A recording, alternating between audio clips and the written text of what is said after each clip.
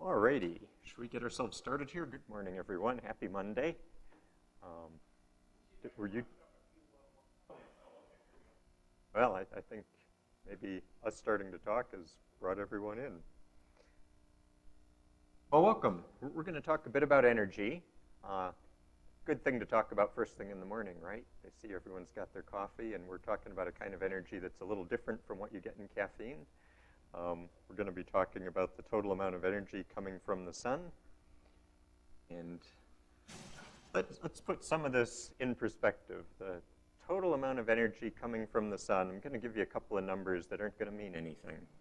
The sun's total energy output is 3 times 10 to the 23 or 4 times 10 to the 23 kilowatts. That's a big number. You can look at that and go, yep, that's big. That's energy heating the Earth. By the time it gets out to us, if you're above the Earth's atmosphere and you take a square meter, we've got about 1,361 watts per square meter coming into the top of the Earth's atmosphere. That you can kind of start to visualize. That's sort of the equivalent of 14 good, high-powered, regular incandescent lamps. So that's what we've got coming in all over the Earth's surface.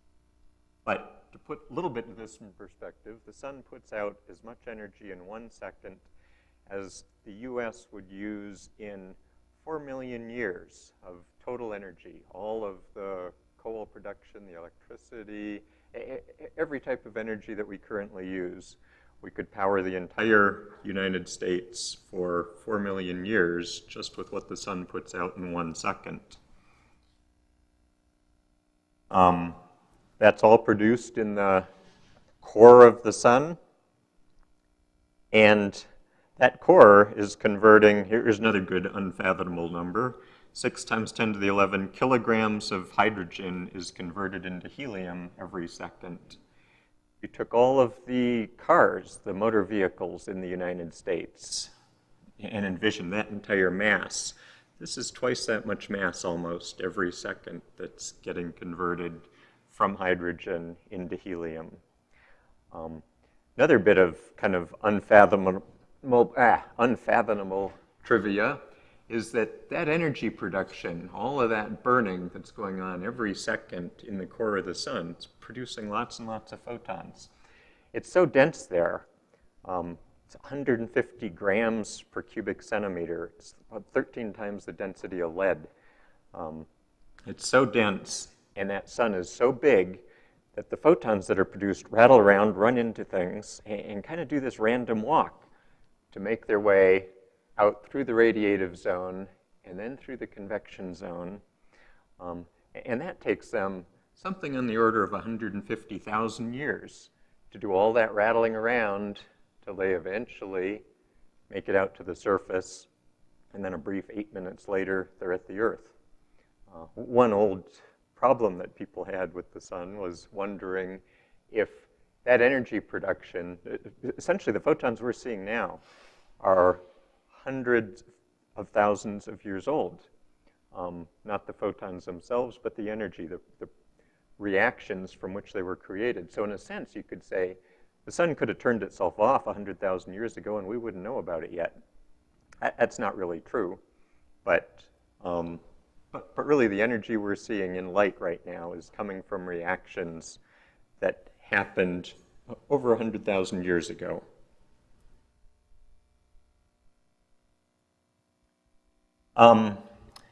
So I've said at the top of the Earth's atmosphere, we have 1,361 watts per square meter coming in.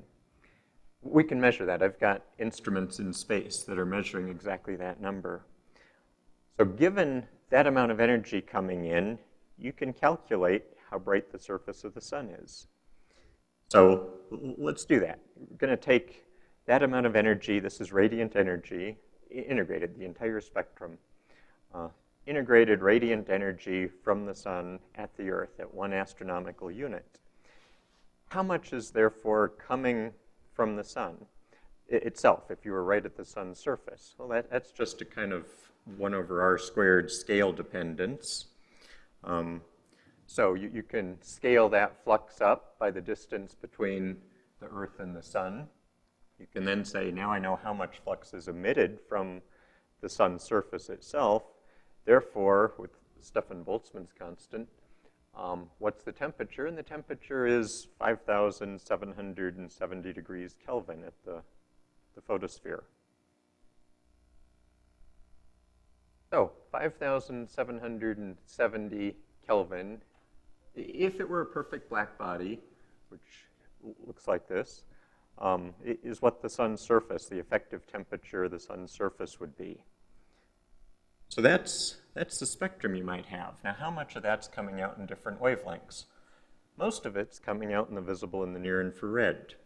If you look at the region in the visible itself, 400 to 700 nanometers, or look at kind of some of the near ultraviolet, the visible, and a little bit of the near infrared, say 300 to 2500 nanometers.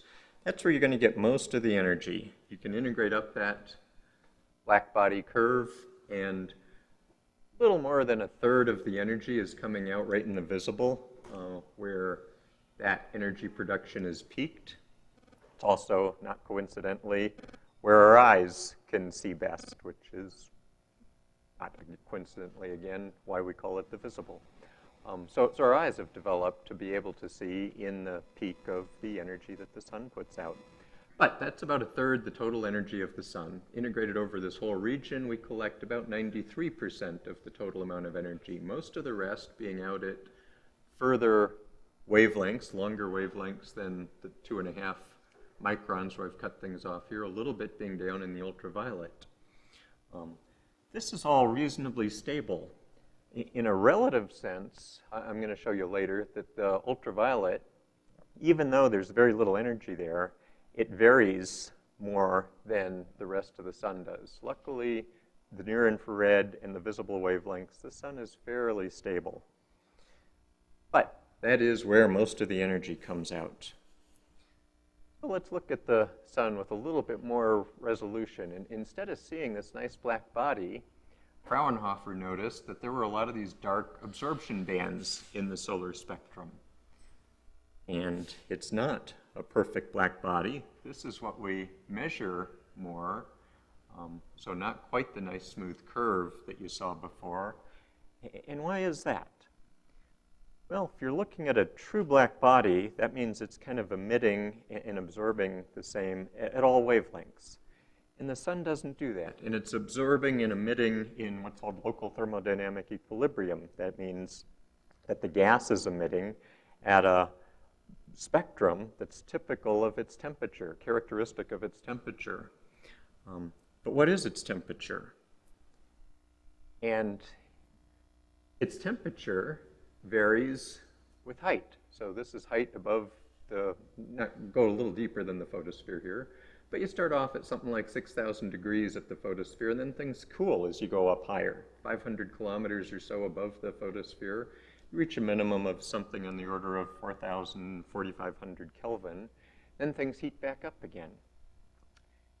Now you've got all this bright background black body trying to radiate at 6,000 degrees, or 5,770, like I said, and it's radiating this entire nice smooth spectrum, but there's still gas up above it. And some of that gas will absorb specific spectral lines. So some of that energy that's coming out from the photosphere down lower gets absorbed and excites these atoms up higher. That creates a little dip in the spectrum because they've now absorbed that light and it doesn't make it back out to where we start measuring it. Being cooler gas, that gas then radiates at a cooler temperature where it doesn't have as much energy. It's not as bright. There can also be brighter regions higher up that when they absorb and then re-emit, they're going to re-emit with characteristic wavelengths of their temperature, which can be higher. So you can have emission spectra, brighter lines. They're not all dark absorption lines. There can be some brighter lines, particularly down in the ultraviolet. Let's look at this spectrum. This, in red, is the spectrum from my 5,770 degree Kelvin black body. And then what I've shown down here is a spectrum of kind of temperature minimum, 4,500 degrees Kelvin. Neat thing about the Planck spectrum is that as you go to colder temperatures, a couple of things happen. One is that the peak of the Planck spectrum shifts to longer wavelengths. But another one that's a little subtle is the lower temperature Planck black body has lower amplitudes at all wavelengths than the higher temperature Planck black body. So going just a little bit colder, kind of roughly 6,000 down to 4,500 degrees, causes this huge change in the Planck black body. Slightly shifts to longer wavelengths, but mostly it's a huge drop in amplitude. So if you're looking in the visible, this means a drop of,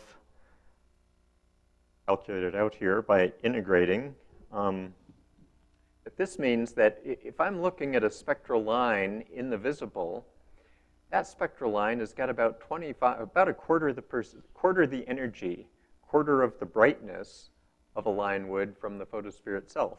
So that's why you get these Fraunhofer lines being so dark. They're about a quarter of the brightness of the surrounding continuum in the visible.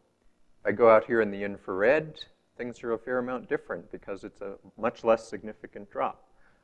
You'll still have some spectral lines, but they won't be nearly as bright or as dark in contrast as they are down in the visible. And that's purely from the Planck black body curve and the differences that you get between the energy that's emitted at these cooler temperatures from higher up in the atmosphere and what you get at the bright temperatures from down near the photosphere. Now I want to deal with total energy for a little bit. We've been showing these spectra, and here's the spectrum.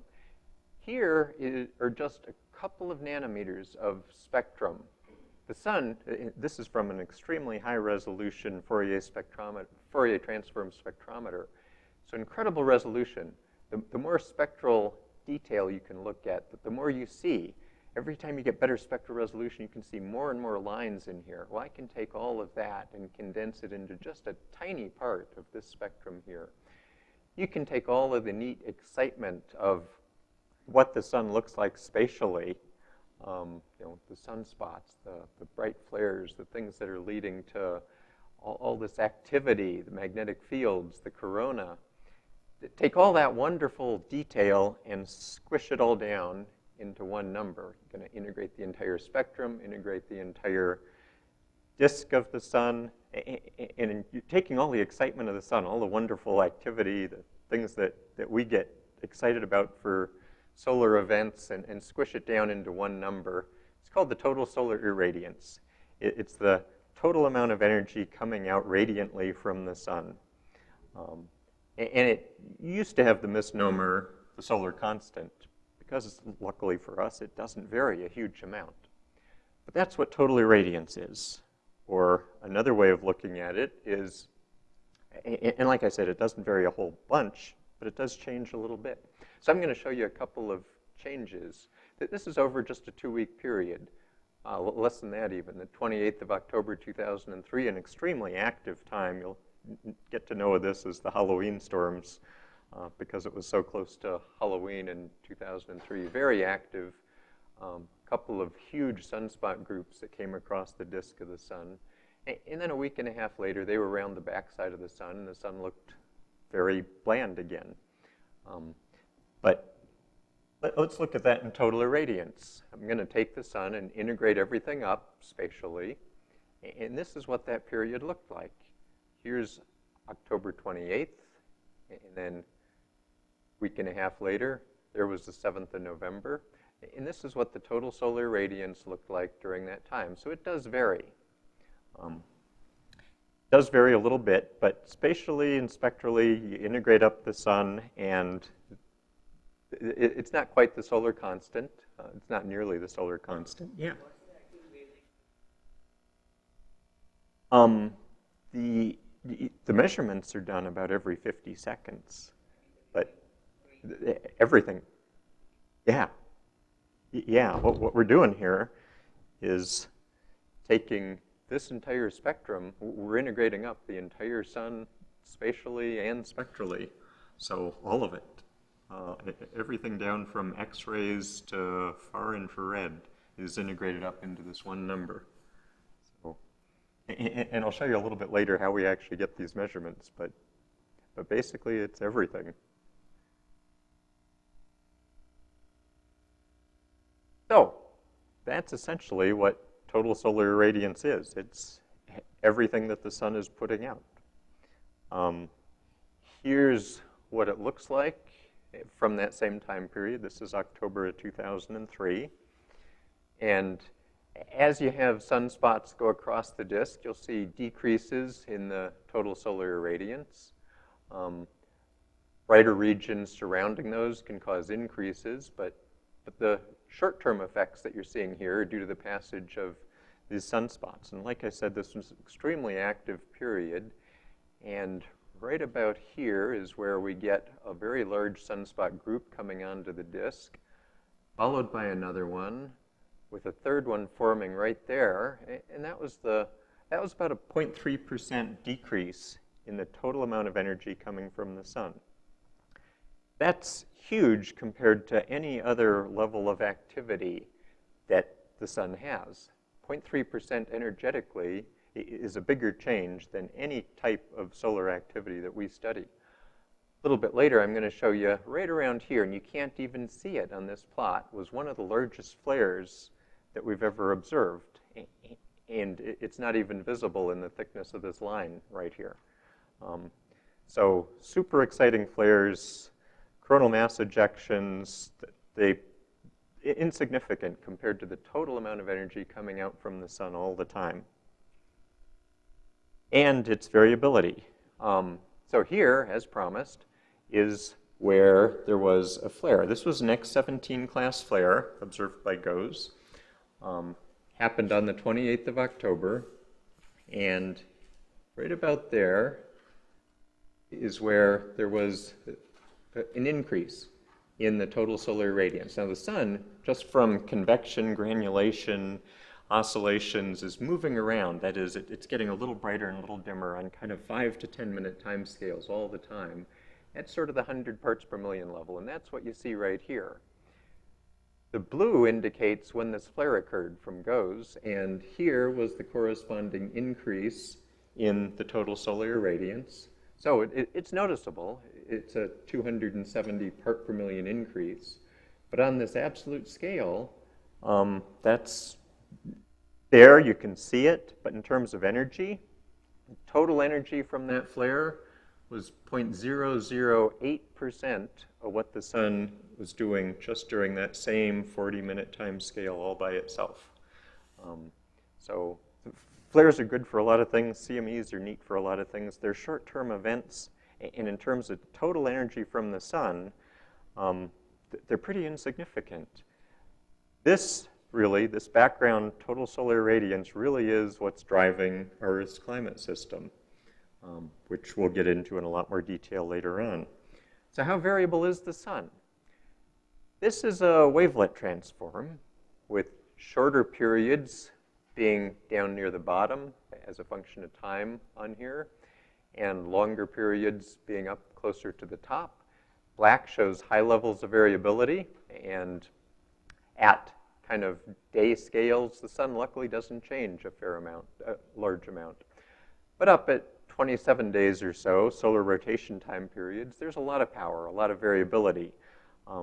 Sunspots are forming, faculae are changing, the sun's rotating around, and creates a fair amount of power that you see up here in kind of the 7-day to few month-long time ranges. You can also see on here high activity getting to lower and lower activity and then back to higher. That's from the solar cycle. And up here at around 11 years, you do indeed see that there's a lot of power indicated by the darkness up at 11 years. So the solar cycle shows up well.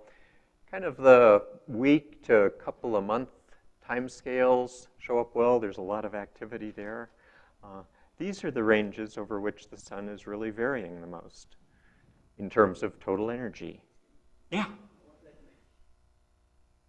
Oh, the mesh is kind of a cone of influence. when these are areas, these here are areas where we didn't have any observations for a short time. So if you miss an observation for a day, you can't tell exactly what happened on that day, but you can kind of guess from the day ahead and behind it. Or if you were looking for a 30-day average, missing a day wouldn't make any difference.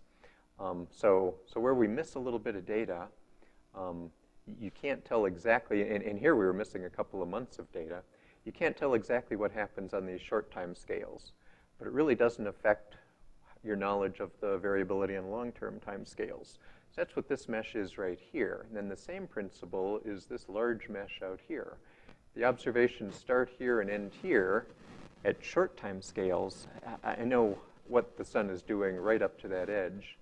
But really at 11 years or long time scales, I can say, well, I'm getting close to the end of my observations, so I kind of have an idea, but I don't really know what's happening on 11-year time scales right at the boundary of your observations. So the mesh is just to indicate where you can really trust the data and where it's a little iffy. So that's how the sun is varying with time. Time scales of the variability, over a couple of minutes, like I showed you, from oscillations, superposition of convection, the sun's changing by about 0.01% all the time, 5 to 10 minute time scales. Over a few days, I showed that large decrease in total energy output from the big sunspots that were forming. It's about 0.3%, but more typical is 0.1% over a matter of days. Similarly, over the solar cycle, the sun changes by about 0.1%. On evolutionary timescales, stellar evolutions and how the sun's going to be evolving, it's changing by about 0.1 parts per billion, or 10 to the minus 10 per year. Not something we're going to notice between today and tomorrow, or a few decades from now. But long term, there will be stellar evolutionary timescales where the sun will be varying. Ironically, on the timescales that we would most care about for climate, we've got less of an idea of how the sun is varying. We suspect that it's on the order of 0.05 to maybe 0.3% on decadal and century timescales. Why do we care about those timescales? Because that's what can be affecting the Earth's climate. Something that happens short term, the Earth's climate integrates up everything that's happening, all the energy, but it doesn't respond real quickly. So if the sun gets a little brighter or a little dimmer on a day-to-day time scale, that doesn't affect our climate a whole bunch. The sun would have to change and stay that way for a long time to really affect our climate. We don't have measurements that are going on for multi-decadal century timescales with the accuracy and the stability we'd really like to be able to determine the climate influence of the sun. Or put another way, the sun is so stable that it's very hard to measure the long-term changes in the sun's output. And for us, that's a good thing. If the sun were really variable, we wouldn't have seasons driven by the tilt of the Earth's axis. We might have seasons that were driven by what the sun is doing all the time. That's total energy from the sun. Now, we've also seen that spectrally, the sun looks very different at different wavelengths.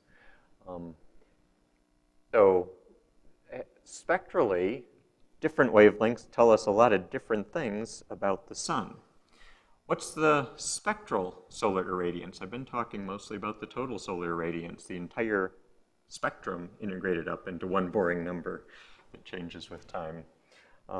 Let's do the same thing with spectral. I'm going to take these same time periods of the sun and, again, shrink them down, spatially integrate everything, and look at the spectra that I get and how they change. So there are the spectral measurements from those two same days that I showed you before. Anyone see any differences? No, not there. There's so much energy coming out all the time that even though there are changes, you don't see them in the spectra real easily. Now you can take a difference of the two, and this is what that difference looks like. So the November time period when there was less activity or the huge sunspots were gone, the sun was a little bit brighter, 0.01% brighter at this peak wavelength here in the visible, a little bit brighter than it was on the day that had the big sunspots right in the center of the disk. So this is the difference between the slightly brighter or fewer sunspot time region and the previous spectrum, which had the large sunspots on it. So overall, the sun is a little bit brighter through most of the near-infrared and the visible. Down here in the ultraviolet, you'll notice that the sun is actually a little bit dimmer when there were not these big sunspots there. And that's because the sunspots don't show up very well in the ultraviolet, but the surrounding active regions, the faculae, do show up well in the ultraviolet. But for the most part, the sunspots cause a large decrease in the output of the sun in the visible and the near-infrared. In short term, they make for these changes in the spectrum. Yeah?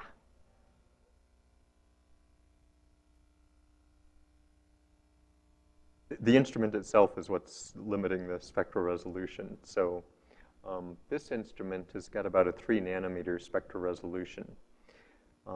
So it's not able to resolve the wonderful Fraunhofer lines by any means. The purpose of the instrument, though, is to be able to detect long-term energetic changes. And even with the 3 nanometer bandpass, you're integrating up the spectrum well enough to know what the energy is.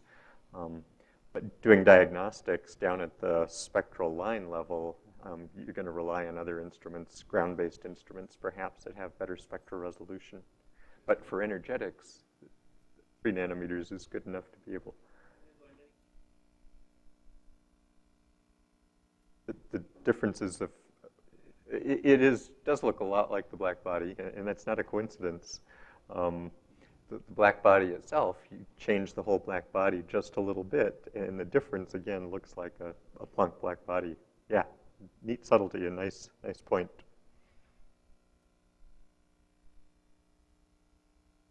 So, difference again. I'm going to pick out different wavelengths. So here's the 7th of November, and all these different wavelengths that you measure go into these time series of what each of those wavelengths is doing as a function of time.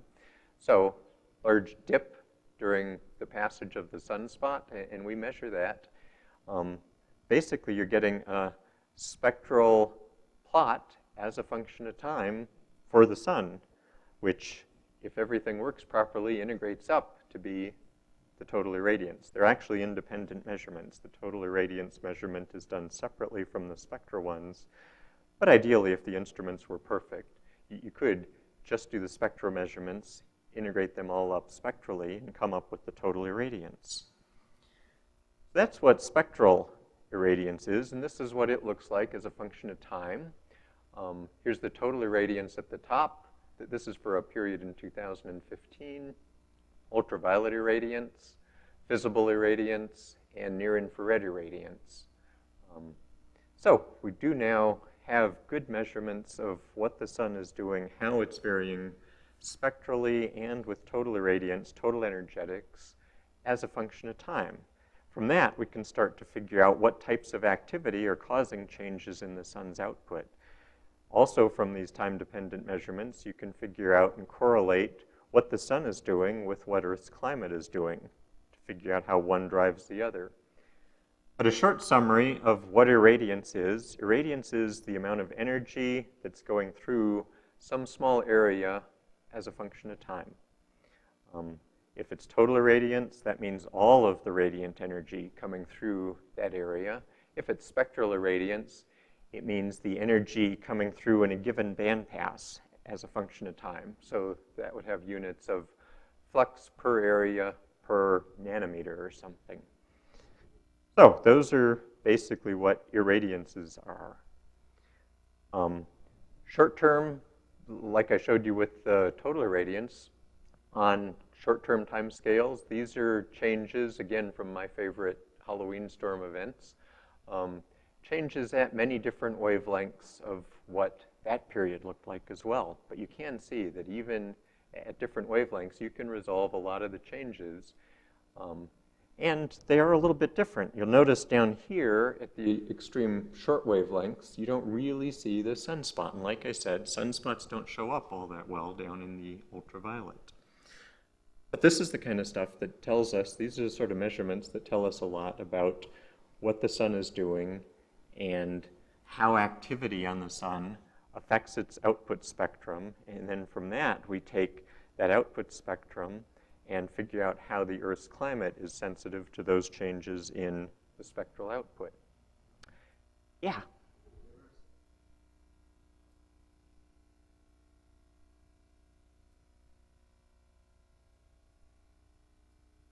The ultraviolet's less sensitive to the sunspots, but it's extremely sensitive to the brighter magnetic features, the plage and the faculae around sunspots. So around these sunspots, there are huge regions that are active and brighter.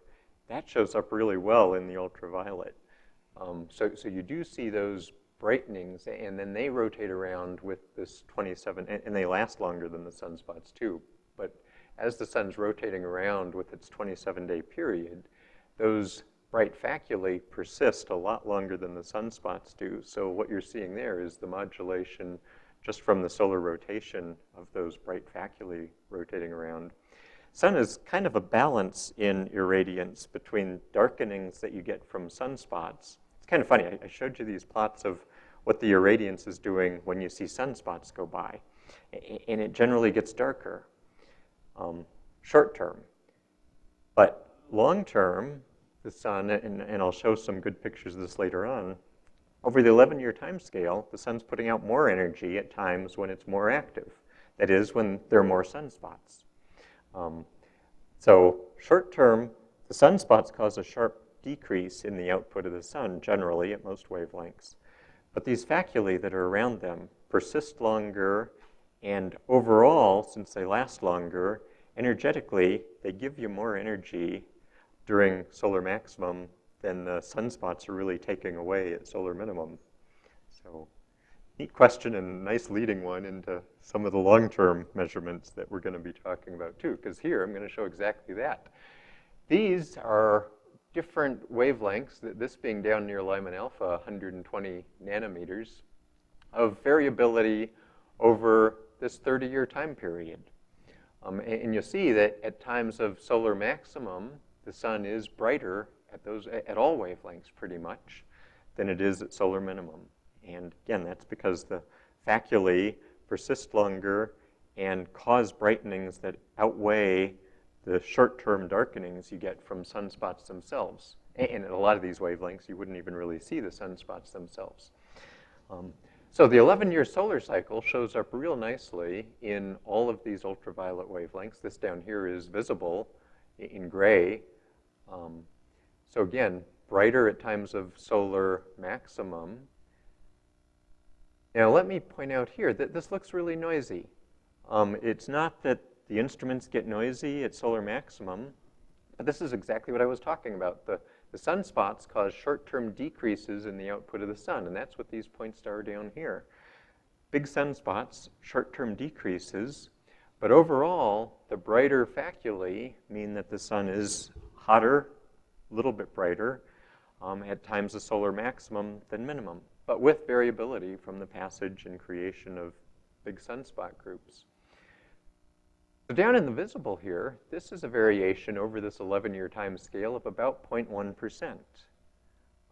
Huge amount of energy because this number is reasonably large, a couple hundred watts per square meter for this bandpass. So 0.1% of that is a lot of energy. Down here in the ultraviolet, though, I want you to notice the energy levels are a whole bunch lower, whereas I'm talking 200 watts per square meter here. Here we're looking at 6 to 8 milliwatts per square meter, so the energetics are much, much lower. But the variability is 20 to 30% through there. So the ultraviolet, while it doesn't have the energy, has got, in a relative sense, more relative variability than the sun does when you integrate up spectrally. So those are measurements we have, long-term and short-term, showing variations in the sun's output at different wavelengths. So spectral activity, different types of activity on the sun, can cause different changes in the sun spectrum. Here in blue is the sun spectrum, and in green is over the solar cycle, how things change in a relative sense. Relative being, in this case, this dashed line to how the total irradiance changes.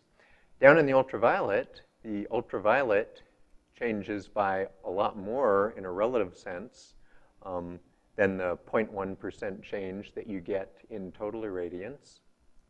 So to see changes really nicely, the ultraviolet's real indicative of activity on the sun in a relative sense. And in the infrared, things change a bit less than they do in the visible, but this pretty much gives you an idea of what the variability is over solar cycle timescales as a function of wavelength. And it does depend on what type of activity the sun has. The sun is sitting here, and like I said, it takes, when that energy is created, it takes 100,000 years or more for those photons to work their way to the surface, and then a mere 8 minutes before they're here at the Earth. So the Earth is getting all this energy all the time across not only the visible, but the infrared and the ultraviolet. So we've got this much energy coming in at the top of the Earth's atmosphere, 361 watts per square meter. What does that give us in the way of temperature or climate for the Earth? The Earth is kind of a gray body. It's going to reflect some of that light. Let's just assume it's a perfect gray body. That is, it's reflecting about as much light as it's emitting. It has a constant emissivity and a constant absorptivity across the entire spectrum. So I've got this much energy coming in. And what that's going to do is the Earth is going to, it's kind of this circle, a disk, that's going to absorb pi r squared of that incoming energy. It can then radiate out from a shell, a sphere. So 4 pi r squared that it can radiate out over times its emissivity times Stefan Boltzmann's constant times t to the 4th, t being the temperature of the Earth. So treat it as a little black body that's absorbing energy and then radiating out energy.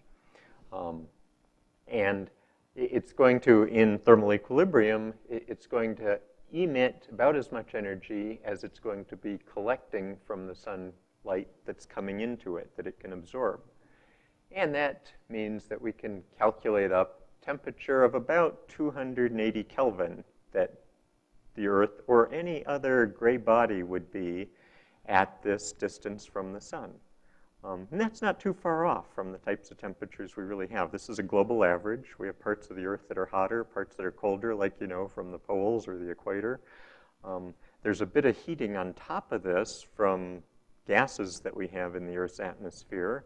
But pretty much it's that energy coming in that gives us a kind of nice, comfortable, 280 Kelvin doesn't sound comfortable. That's a few degrees above freezing. But still, that's roughly global average of what the Earth's temperature is. And it just comes from simple physics. Where does the Earth really get its energy? And it comes, well, like I've been saying, from the sun. But here are a lot of secondary sources of energy. A lot of other things that are coming in that are of solar origin. The sun it's hitting the moon. Infrared radiation from the moon heats up the Earth a little bit. 0.01 watts per square meter of energy is coming in from the moon, from infrared radiation. Big number? Not really, is it? Or in a relative sense, that's 3 times 10 to the minus 5 of what we're getting from the sun. And these are roughly ranked in terms of their relative inputs. So what kinds of things are on here? There's dissipation of magnetic storm energy at a whopping 10 to the minus 5 of what we're getting from the sun. There are emission from Earth generated by tidal forces in the atmosphere, 5 times 10 to the minus 6 of what we're getting from the sun all the time. These are all sources getting all the way down to Earthshine. The Earth being bright, reflecting some light. That light gets reflected off the moon and back to the Earth. That's less than a part per billion of the energy we're getting from the sun all the time. So these are a lot of sources that are solar driven, but secondary sources to what the sun's doing all the time. There are also sources that are heating the Earth that are non-solar. And the biggest ones of these are the Earth's interior, heat flux being radioactive decay, and geothermal from the Earth's interior. And those are a little more significant, 3 times 10 to the minus 4 of what the sun's doing all the time. That's the next major source of energy from the sun. And it's down 4 orders of magnitude from what we're getting from the sun all the time. You hear a lot about greenhouse gases. Does anyone see them on this list? Greenhouse gases don't provide energy. They're not an energy source. They regulate it. They can control how much of the spectrum from the sun comes through the Earth's atmosphere and how much gets back out. But they're not providing any energy. These are the real energy sources that are giving us the climate that we have. And it's basically, if I integrate up everything else, all of the secondary solar and the secondary non-solar sources, those are down 3,000 times less than what the sun is doing all the time. So basically all the energy is coming from the sun. And let me finish again here and point out that that's what's giving us our 280 degree Kelvin nice black body temperature. Yeah?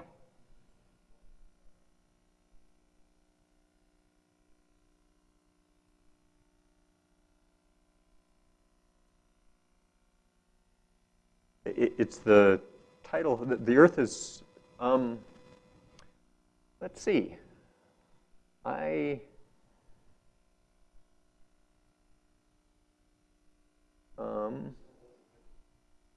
The sun does create some tides, but I couldn't tell you right off the top of my head why the sun's tides are larger or smaller than the moon's tides. I'd have to figure out what the gravitational tug is from both.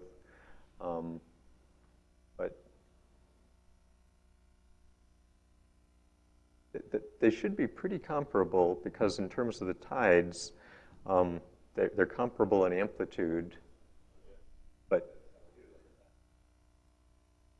yeah, no, you're right. Yeah, I don't know.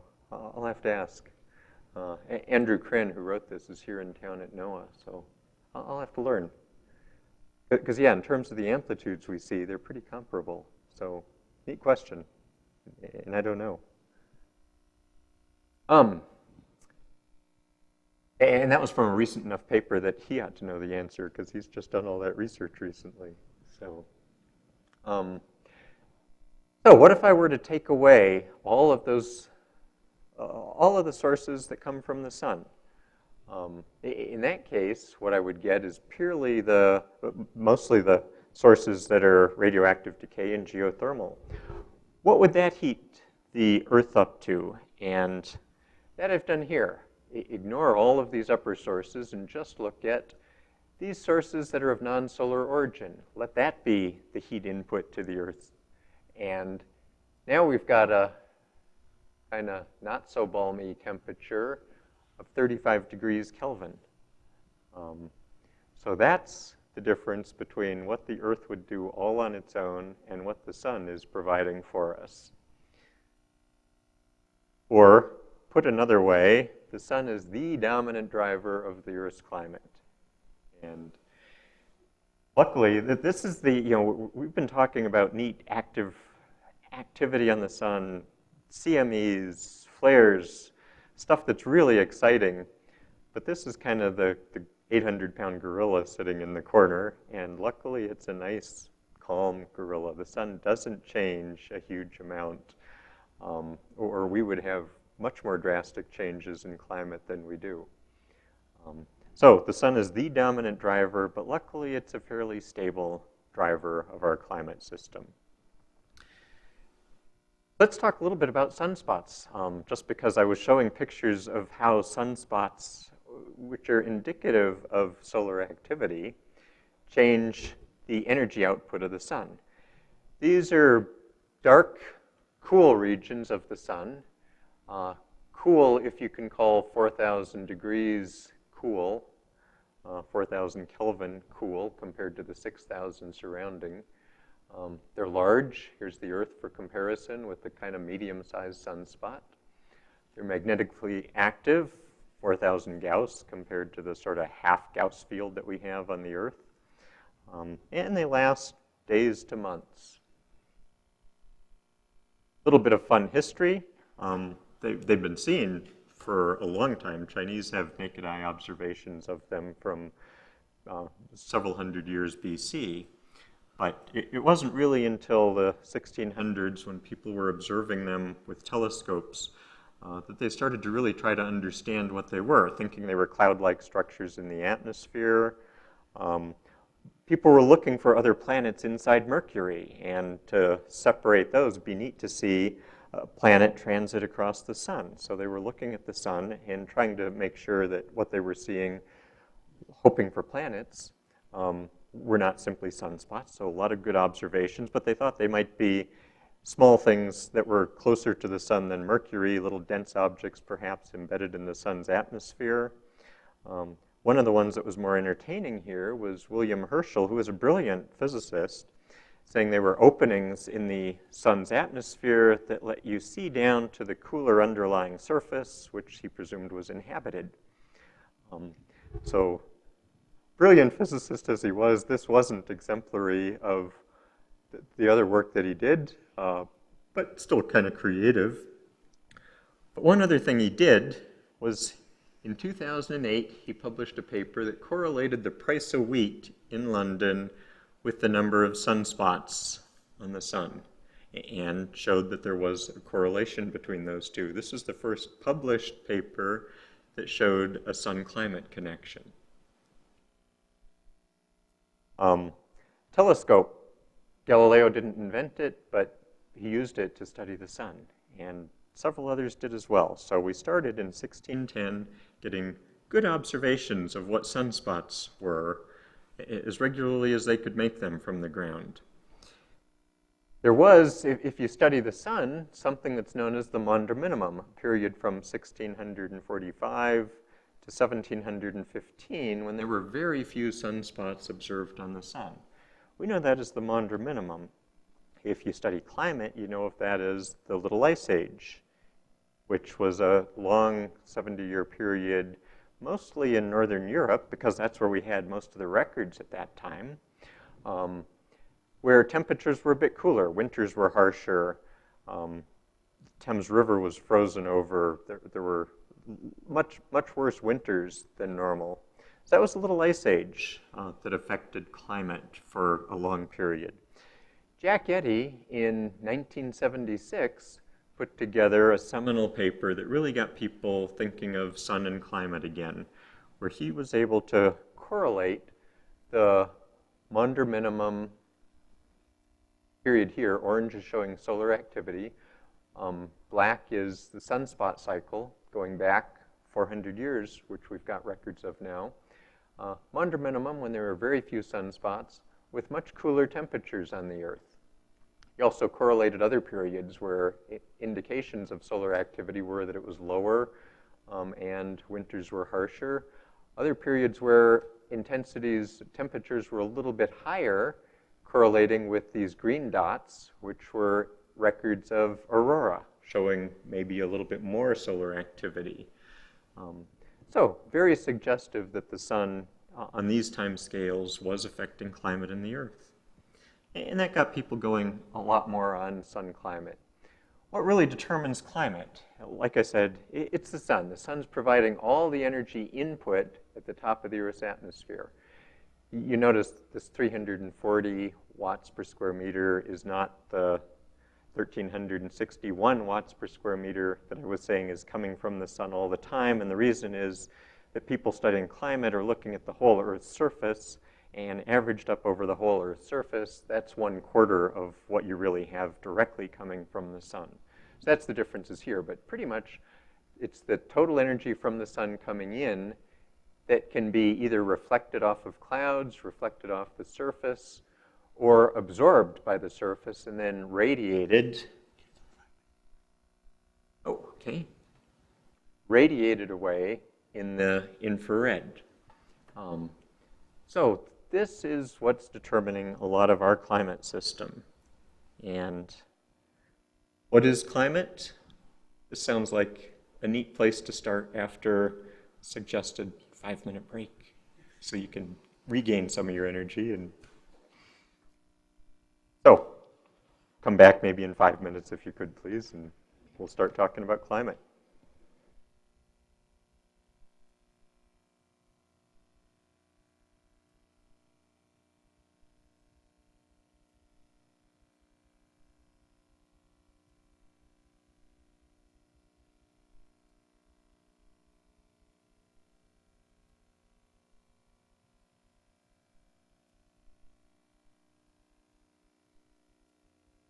Stuff, not all of it, you know. Oh. What's the? I remember Gene Parker worrying about sunspots. Bright ring of stuff trying to blockage of radiation trying to get out. A lot of, for example, Alfvén waves or whatever.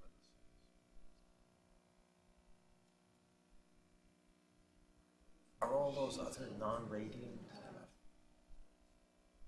Yeah, Must be trivial. they're insignificantly small, all the magnetic energy.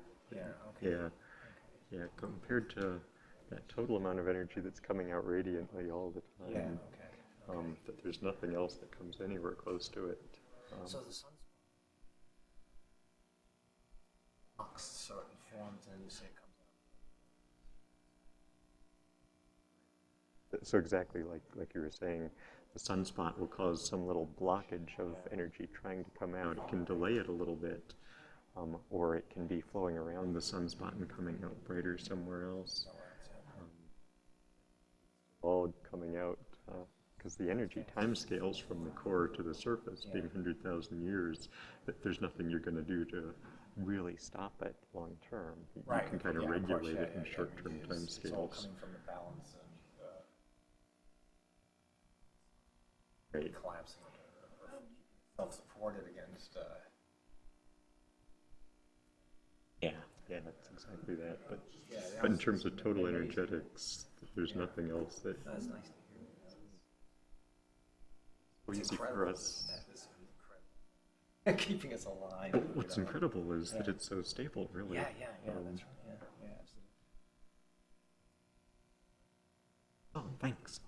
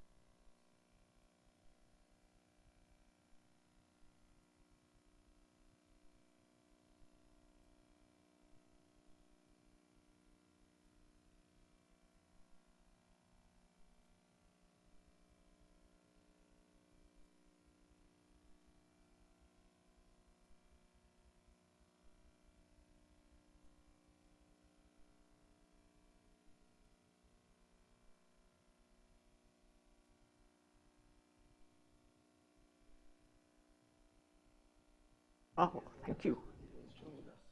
Great. Yeah. No, and we should.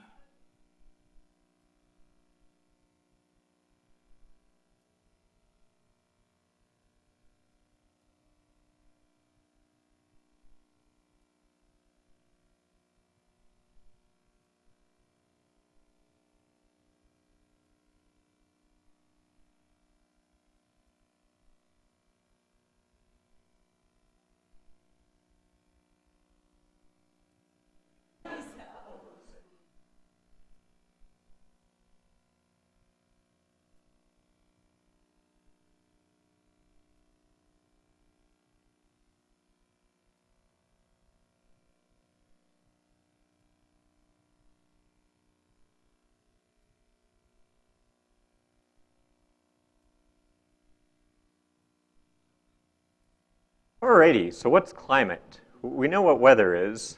It's raining right now. But climate is kind of a long-term average of what weather is. And typical canonical value is climate is a 30-year average of weather. So weather is what happens day to day. Climate is sort of long-term what you might expect for different seasons, different regions. Said another way, climate is what you expect, and weather is what you get. Temperatures are changing. This is a plot of the last 150 years of temperature changes, globally averaged. Spatially, these are maps of temperature changes from the early part of the 1900s to the latter part of the 1900s, showing a lot more warming, particularly up at these northern hemispheres, red regions, northern Europe, northern Russia, northern America. A lot more warming changes that were happening because of overall warming of the climate in the last 100 or so years. And you do see those temperatures are going up. That 150 years is just a part of this longer record that we have, 1,000-year record of temperatures globally averaged, with a marked increase here, mostly in the last 150 years. This is what's called the hockey stick if you talk to climate people, because it does look a little like a long stick, and then the hockey puck hitting end. Here's our sunspot record, which is, it's not a record of the total irradiance, but it's the only indicator we have going back 400 years. That sunspot record said that we started that in 1610, and it's a good measurement of sunspots. Sunspots are indicative of solar activity. In a way, this is the longest direct observation we have of a climate variable, or a driver of our climate variables, is that 400-year sunspot record. So that is a part of this region here. And you can make some correlations between when the sun is a bit active and when it's less active, suggestive of the sun forcing climate. And there are some natural effects that drive climate. A couple of biggest natural forcings are the sun itself, any solar variability, because I'd said, a steady state, the sun is what's driving the Earth's climate. Any change in that steady state is going to have big effects on our climate, because that's where all the energy is coming from. Now, there can be things that can regulate that energy, and volcanoes are one of those. Volcanic eruptions can put enough dust, sulfates, aerosols into the air to be reflecting a lot of the incoming light and making things cooler. There are internal oscillations in the Earth system. Atmosphere, ocean coupled systems, El Nino being one that people hear about a lot, that can stir around and change temperatures, change climate for long periods of time. Then anthropogenically, meaning human-caused, we can change things. We can change how we use what we've done to land. And that'll affect whether if we chop down a lot of trees, maybe those dark green things aren't absorbing as much light as they used to. Maybe now we put in bright reflective concrete or dirt and changed land cover, and that can affect climate. And then there are favorite anthropogenic forcings, greenhouse gases, aerosols that can affect climate as well. All of these affect what we're really seeing. Here are four main influences trying to figure out what it is that's driving climate. El Nino southern oscillation, shown on the top, is a function of time, and this is just for the last 20, 30 years. Volcanoes, and we had a big one with Pinatubo in 1991 that could cause a short-term change in climate. The sun, with its 11-year solar cycle that you'll recognize, and anthropogenic effects, which have had a pretty steady upward trend for a bit more than the last 50 years. But these are different variations, circulation patterns of the ocean, circulation patterns in the atmosphere, that can last for several years at a time. Volcanoes can put enough dust into the atmosphere to reflect things, to change some of the constituents in the atmosphere, which will affect whether they're absorbing or reflecting light, or whether they're letting infrared radiation out from the surface. So that can affect climate. The sun, largely a kind of offset of brightenings from faculae, shown in pink here, and short-term darkenings from sunspots, shown in blue, and anthropogenic effects, being combinations of changes in ozone, well-mixed greenhouse gases, several different effects, snow albedo that can go into this net anthropogenic effect that's shown here. So those 4 items now, if I linearly regress them against observed temperature changes, which are in dark brown up at the top plot, those are globally average temperatures, and the linear regression of these 4 components does a reasonably good job of being able to explain most of the variations that we have in global temperature. But every one of these effects is important, and the dominant one, of course, is the anthropogenic forcing, but still, it's all these other effects, including the sun, that are contributing to climate change and really understanding what's causing that change. So here are different amounts of each of these different effects over the last little more than 100 years, but similar idea. These same 4 components do a reasonably good job of linearly regressing to climate temperatures, global temperatures over the last 100+ years. Again, the sun being one of those drivers. The dominant one in this, little less than a degree warming that we've had over that 100 years, majority of that is indeed coming from anthropogenic forcing. And natural components are less than 15%. I would even say that the solar portion is less than 8% or so of the total forcing of climate. But if we're going around with different countries trying to put policies in place for regulating greenhouse gases, there is some portion of the climate that's purely natural that we're not going to be able to place any regulations on. We can't come out and say we've established a policy and we want the sun to stay at exactly this level for the next several decades. So in determining policies that different countries are doing to regulate greenhouse gases, it's important still that we keep track of the natural effects. Now, all of these 4 effects that I've talked about vary not just globally, but they affect things differently regionally as well. The red being brightenings, anthropogenic effects, kind of mostly hitting far northern latitudes again. Watch Northern Europe here. Northern Europe seems to get clobbered regardless of what happens. Here are effects from anthropogenic influences. Here are effects from solar cycle influences. Here are effects from volcanoes. So regionally, like I did with the global temperatures and regressed all of these different influences to the global temperatures, you can do the same thing with temperature records regionally around the globe. And these are the sensitivities, and you'll see that they're different in different regions, different sensitivities to each of the different influences all across the globe. So what would happen if we took our total irradiance and we said, let's say during this Maunder minimum, the sun was 0.04% lower than it is normally. Or solar cycle variations are about 0.1%. Yeah. Oh, Lika. Can you go back to the previous slide? Mm-hmm. It's a question.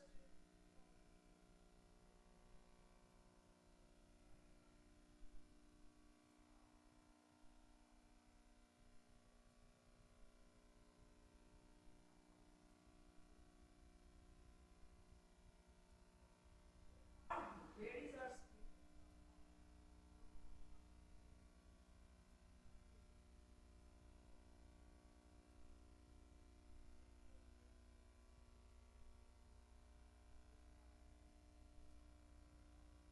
as climate changes as one number for the entire. Yeah, no, it's a very good one because these are the things that are going to affect people, cities, places.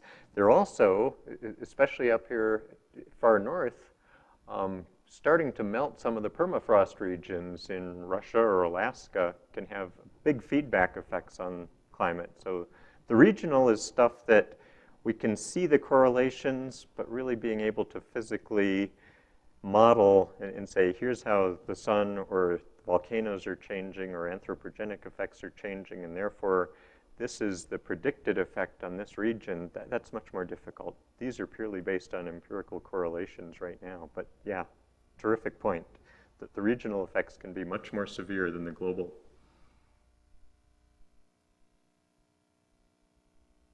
So now, if I were to decrease the sun during wonder minimum for a long period of time, maybe that's a little bit of a change in climate.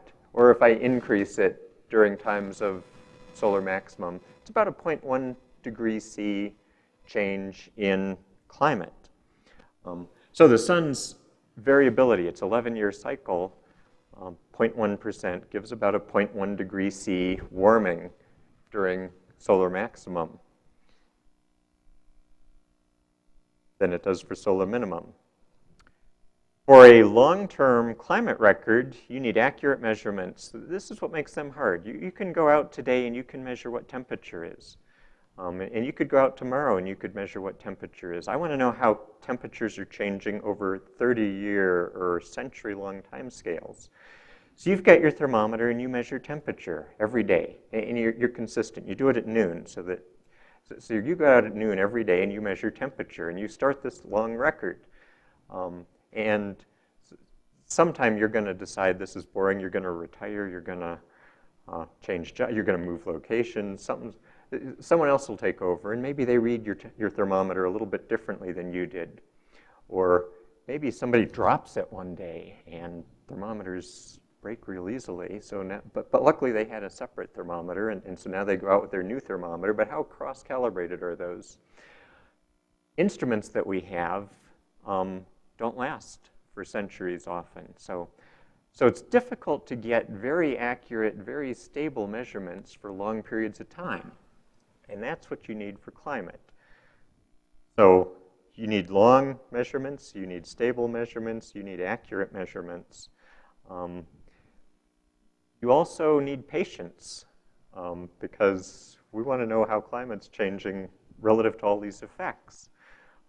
So we can say, okay, we're going to start this record now, and we're just going to take these measurements, and we'll come back in a couple hundred years, and we'll tell you how things are. No one's going to want to wait a couple hundred years. So rather than be patient with the good measurements we're starting, these last few decades, and wait for a few hundred years to see changes, you want a historical record. So instead of waiting around, we're going to try to figure out what's already happened. Here are the measurements from several different instruments for the last 40 years of total solar irradiance. And they don't agree because of calibrations of the instrument, but because they overlap, I can put them all together on one time scale right here and say, here's what total solar irradiance is doing. And then I can correlate that with the black sunspots. Then I can take that sunspot record and go back 400 years. Say, I've got these correlations from my recent measurements, and I know what the sunspot record is for the last 400 years. Therefore, I can guess what the solar irradiance is for the last 400 years. But then maybe I model up and say, well, some of the sun changes not just with a direct correlation with sunspot, but maybe with sunspot cycle length or position on the sun where different activity is. So people have come up with different models for long-term changes in the sun's output. And those then you can correlate with cosmogenic isotopes that we'd heard about a little bit. And that record goes back much longer via ice cores and tree rings that have carbon-14 and beryllium-10 in them. So that lets me estimate back in time up to about 10,000 years what the sun is doing. These are all proxies, and granted, every step in this procedure introduces a little bit more uncertainty, but still, this gives us some record of maybe what the sun is doing that we can then correlate with other proxies that are indicative of climate, because similarly, we don't have measurements of climate that are as accurate as what we're doing right now, going back for thousands of years in time. But we do have indicators via tree rings, ice core samples, sea surface ice flows that pick up sedimentation and carry it out and sink. And then you can pick up sedimentation off the ocean floor, rocks. So a lot of indicators, again, proxies of what climate is. That lets us build up a temperature record of, and this is a log scale, thankfully, of changes in temperature of the Earth going back thousands, hundreds of thousands, millions of years before the present. And I don't even know what all of these different indicators are, but some indicator via proxies of what climate is. That lets us start to correlate things via models. And it's the models that we really rely on to take these proxies, turn them into indicators of either temperatures or solar inputs. So shown here are outputs from one model of solar irradiance with bright faculae and dark sunspots. There are more sophisticated models that try to, from physics-based principles, say this is what the sun is, this is what the solar atmosphere is, therefore these are the outputs that we'd expect the sun to have and how it would vary under these different types of activity, sunspots, faculae, positions on the sun, where that activity happens. Those are more physical models and very sophisticated. So these models are real good. Yeah.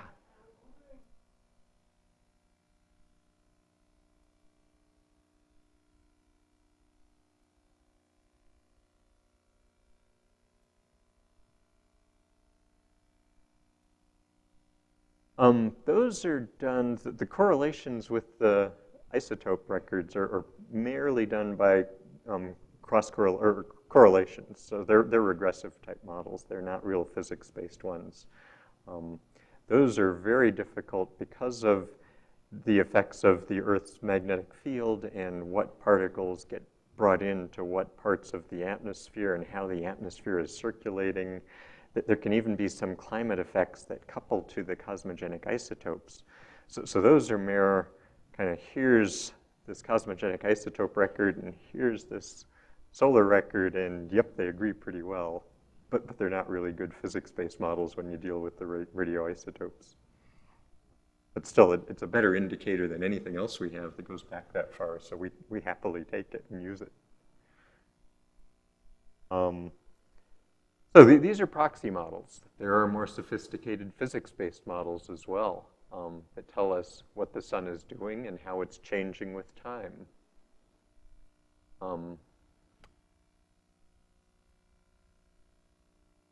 Hopefully changing a little bit more scientifically than this, but we've got a reasonably good physics understanding of what the sun is doing and how it's changing.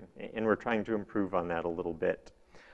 Similarly, spectrally, we try to understand how the sun is changing. And via various proxies or better physics-based models, we can predict changes as a function of wavelength due to different types of activity, like faculae or sunspots again. And then we can figure out what the sensitivity of the Earth's temperature is to different forcings. A forcing being a change in something. So a change in radiative inputs, radiative energy to the Earth versus the affected temperature change is this kappa, the climate sensitivity, to whatever that forcing agent is. So you can figure out what sensitivities are to anthropogenic influences. And typically, kappa is around 1/2 degree per watt per square meter of change in energy, whether that energy is coming from the sun or from a change in energy that gets absorbed because of volcanoes or a change in what's allowed to radiate out because of anthropogenic effects. Either way, you try to put everything on the same scale by looking at this kappa, this sensitivity, somewhere in the range of 0.1 to 1 degree C per change watt per square meter of some sort of input. There can also be feedbacks on this, which complicate it a little bit. That is, I can have an effect, some forcing. Maybe I brighten things. Maybe I put a little bit more energy into the system from the sun. What does that do? Well, it's got a direct effect. It'll have a linear effect on temperatures, like we can compute from black bodies. But what about feedback effects? What if you put in a little bit more brightening and that evaporates a little bit more water out of the oceans, and that creates more clouds, and that reflects incoming sunlight. And now you've caused a cooling because you caused a brightening. Feedback effects are where climate gets really messy, really difficult. It's not all, physicists love linearity. We take any problem and we say, we're going to linearize this so we can solve it. The climate's not a nice linear system. It's got a lot of feedback effects. So determining this is not quite as simple as you might always think, but here are estimates of what the sensitivity is for the sun. And I showed a little bit earlier what it's like for some, but there's a huge number of feedback effects that make it difficult to really model up physically what the climate is doing and how it responds to everything. And all of that depends a whole bunch on the spectrum. Kind of have the extreme ultraviolet down below 100 nanometers, far ultraviolet from 100 to 200 nanometers, the mid ultraviolet from a couple hundred to 300 nanometers. Those different inputs, those different regions of the spectrum are absorbed at different altitudes in the Earth's atmosphere, and they can change the stratosphere, they can change the troposphere, they can change some of the, particularly ozone up high. At some altitudes and some wavelengths, you create ozone, and at other ones, you destroy ozone. And what you're doing there affects how that energy is absorbed and how it changes atmospheric patterns and climate. So I'm just trying to impart on you that none of this is the nice linear effect that you might hope for.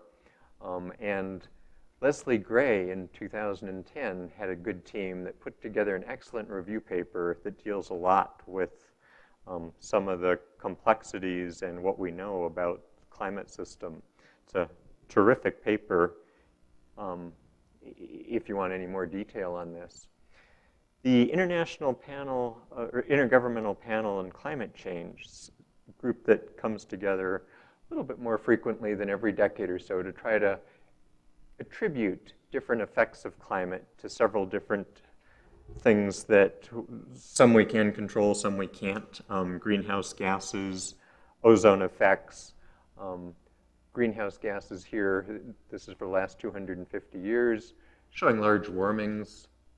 Ozone, some warmings at some altitudes like the troposphere, coolings in the stratosphere, some of all of those contributions, and solar down here being not a major driver, but still one that, like I said, it's providing all the energy. So if it were not so stable, it would have a much bigger effect. But luckily, it's very stable, and that's why it's not contributing over this time period a huge amount to climate. The plot on the right is, or the table on the right is showing more recent times, but similar effects. It's mostly anthropogenic effects, with solar having a small contribution. So the sun really is not, even though it's driving the entire climate, it's not the thing that's causing changes in the climate at a hugely significant level right now. Those are summarized nicely by the IPCC. Yeah. Thank you.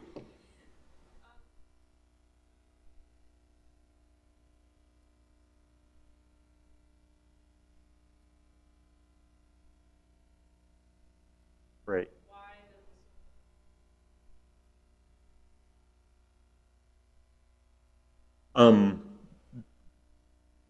If the sun is heading into a cooling, here it's shown with a increased effect. That is, over this period, from 1750 to the present, we've been kind of climbing out of Maunder minimum and thinking the sun is getting a little bit warmer. So here it's shown with a slight positive effect. More recently, we've kind of had what we've been calling the Maunder maximum, or the modern maximum period where sunspot cycles were real active, and they're dropping off. This most recent solar cycle that we're finishing up now is much smaller than the ones prior to that. So in the recent couple of decades, which is what this plot is, it's had a slight negative effect compared to what it was doing prior to that.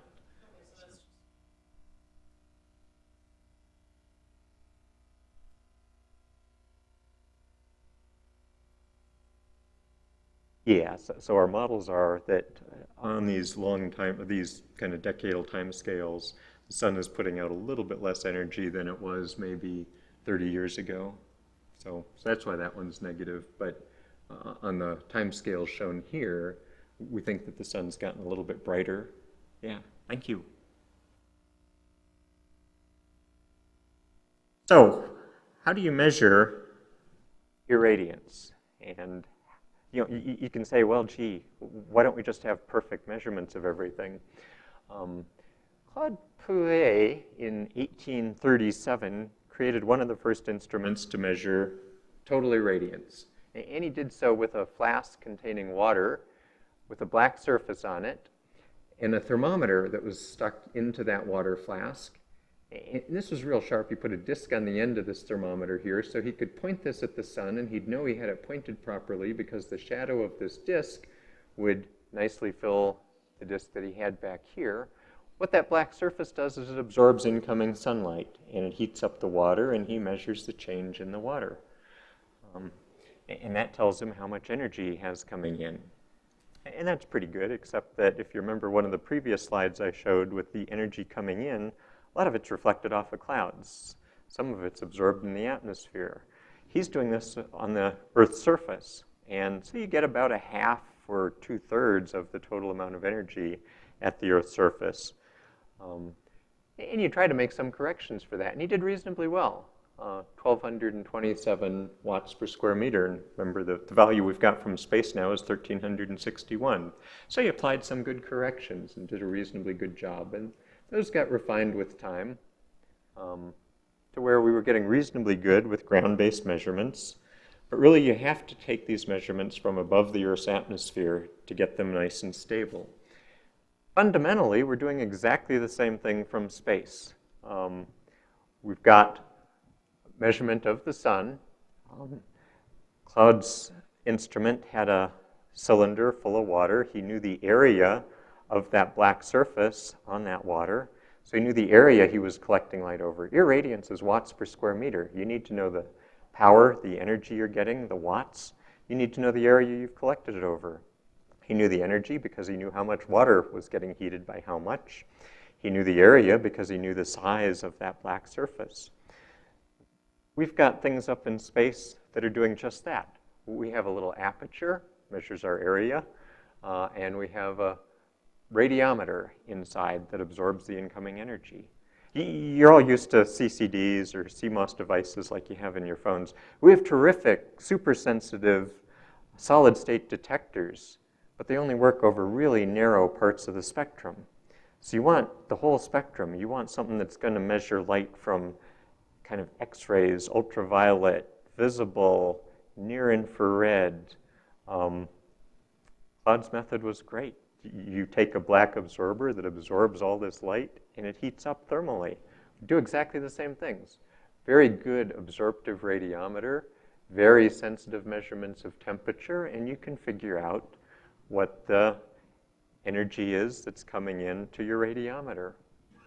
So, a couple hundred years later, and same basic idea.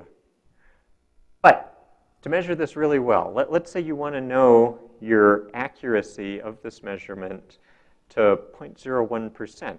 The reason for that is the sun is so stable, it doesn't change a huge amount, and we want something that's so accurate today that we'd be able to come back 50 years from now with an identical instrument and say, these two instruments disagree in measurements by this much, and the uncertainties on the instruments is this small.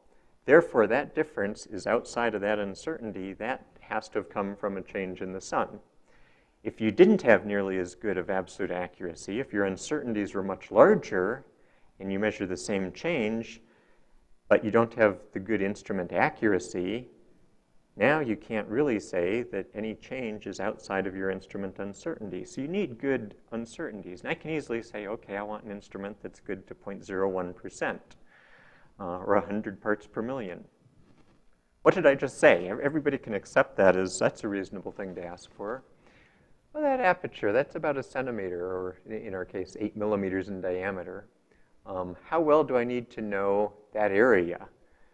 If I were to blow my entire 100 part per million absolute accuracy requirement on the diameter of that aperture, I can measure apertures pretty well. I need to know the radius of that aperture to about 1/3 the wavelength of light. And if I don't, I've just shot my entire error budget right there. So it's easy to say, for climate, I need this good of absolute accuracy.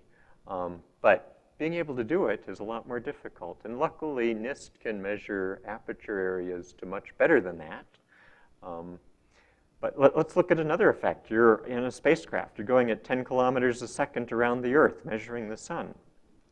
As you go towards the sun, you blue shift your photons. You get a little more energy, and you collect them a little faster. That's a 50 part per million effect.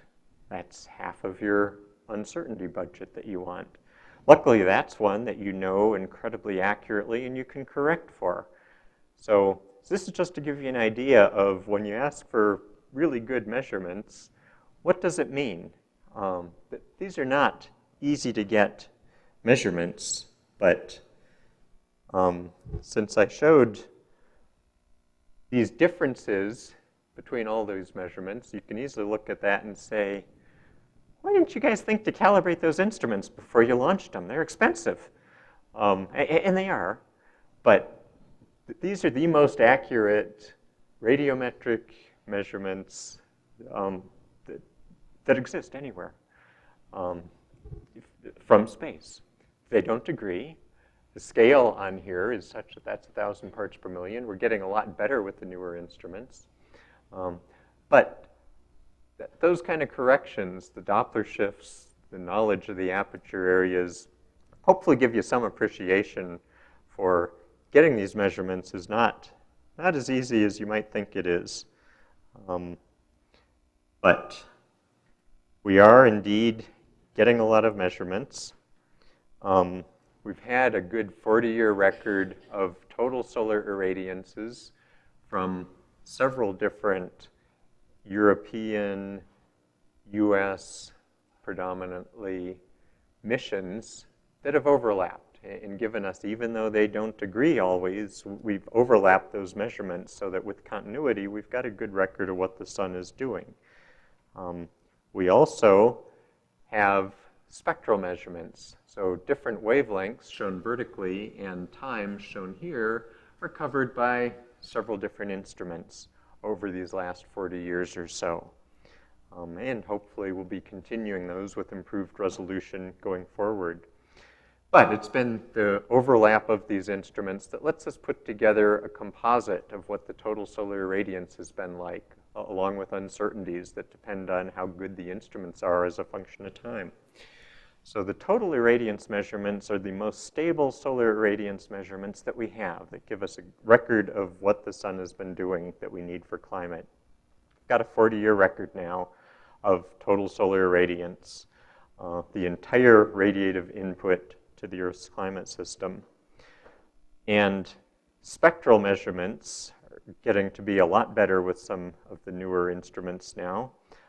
They tell us where that energy is going, how it's deposited in the Earth's climate system, and that's needed for climate models and global circulation models, so we can attribute effects of the Earth to what's coming in from the sun. But fundamentally, these are the issues that we are addressing or hope to be addressing with better and longer solar irradiance measurements. What are the long-term variations in the sun's output? What types of activity give us changes at different wavelengths? What was the solar irradiance in the past? What was it during the Maunder minimum? Was it really lower? We'd love to know on these kind of century timescales how variable the sun is. How well do the proxies indicate what's going on? How well are our measurements tied to isotope records that let us extend the records back tens of thousands of years? How much variability can we expect? Some of that we can get based on the sun. Some of it we can get based on other stars. Looking at other stars will tell us how typical the sun is or how much variability we could expect long-term from it.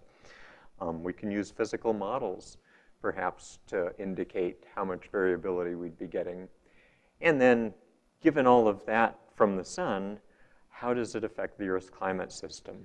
So these are the fundamental questions that we're trying to address with irradiance measurements, the solar irradiance being by a factor of 3,000 times, main driver of the Earth's climate system.